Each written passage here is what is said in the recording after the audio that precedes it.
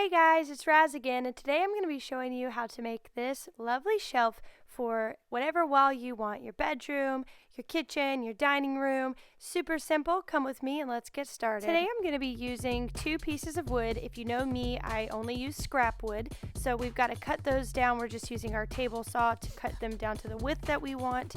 Also, I'm going to go in later with a circular saw to get the length that we want.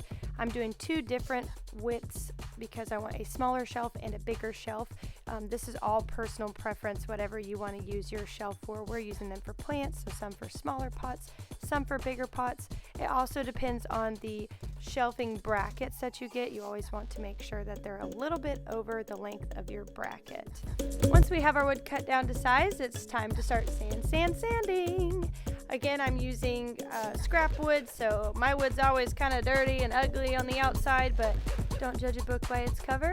I use a pretty rough grit sandpaper over the top to get all that stuff off and give us a nice blank canvas.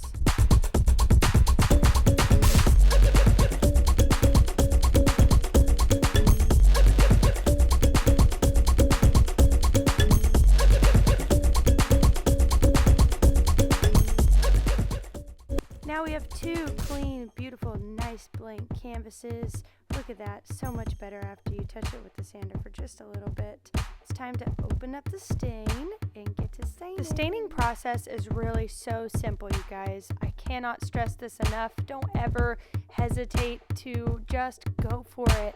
You really can't mess it up. I try to go with the wood grain, but you really can do it anyway, and it ends up turning out beautiful. So don't ever just hold yourself back from trying that, because I feel like a lot of people are like, oh, this is what professionals do. No, I'm not a professional. Go get you a stain that you think looks nice, put it on a piece of wood, and watch it transform. I'm just using a paper towel to kind of dab down after I go across with my paintbrush, because I like it to not absorb too much and get too dark. I like to see the wood grains in there. I like to use knotty wood and see those good circles on there.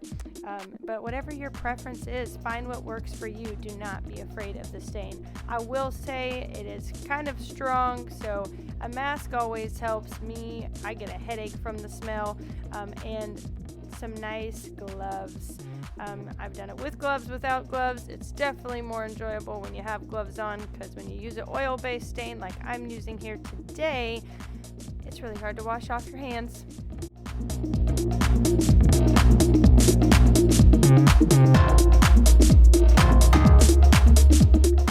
Now moving on to the second piece of wood. This wood was a little bit darker, but the stain's still going to pick up and they're going to look exactly the same. So same process, just brush it across, use your cloth or paper towel or whatever have you, and rub that into the wood grain, or just leave it on there thick and let it soak in, whatever you like. Make sure that you get your edges, your corners, your sides. That way they all dry evenly and you don't have to do it later on, because sometimes I forget and I have to do it later on and then I have one wet spot, and that's obnoxious. So don't be like me. Remember those things in the forefront and save yourself some time and some sticky hands.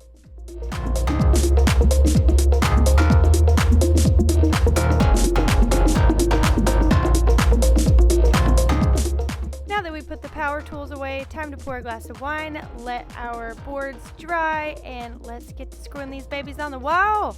The shelf brackets that I chose came from Walmart. They were like $5 a piece. This is what they look like. You can choose whatever you'd like. First time for me, I also got these wall claws. They're super awesome. Never used them before, but after using them, I will tell you I'll use them again. They're supposed to hold up to a certain amount of pounds without finding a stud, which is awesome for our walls because we live in an older built house and the studs are almost impossible to find sometimes. We have a stud finder and we fight with it on the daily. Here I'm just measuring out my tallest plant because I want enough space between my shelves so that all of my plants can fit comfortably. Once I've measured that out, I'm going to take my measuring tape, measure out how long my boards are so I know where I'm going to need to put these brackets, and I'm also going to measure out how tall I just calculated my plants are and add a little bit to that so I know that they'll fit comfortably in between the top and the bottom board. I'm just going to mark that on my wall and then go from there.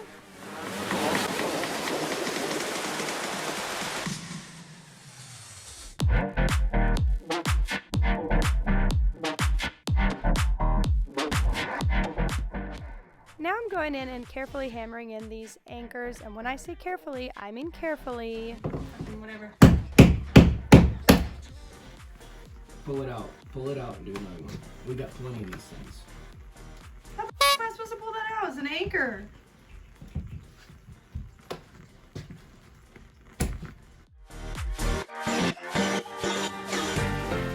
Well, we got that mess taken care of. We got all of the anchors in properly, and now it's time to screw in our brackets for the shelves. Now, if you have a screwdriver that's a little more versatile than the one that we had, I suggest you use it, because getting in between these bracket designs was very difficult, but we were able to make it work with just the hunky-dory screwdriver that we had, which was awesome.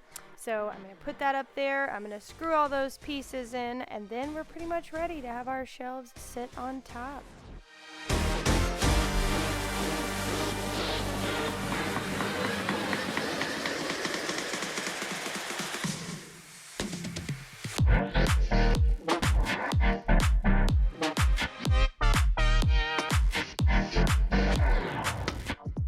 Now, if you're anything like me, you'll realize shortly afterwards that the holes that you put in your wall earlier did not actually fit the size. So then you're going to go back and you're going to actually remeasure correctly, and you're going to put some new holes in your walls, and voila, you'll have a finished, beautiful piece of art to put your beautiful little plants and such on.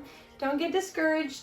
I made the mistake, we all make mistakes, but I just wanted to show you the finished product, because after the fact I was a little frustrated and I forgot to record, but I did put them in the wrong space. It was just a couple inches away from where it was supposed to be. Thanks guys, I hope you enjoyed this.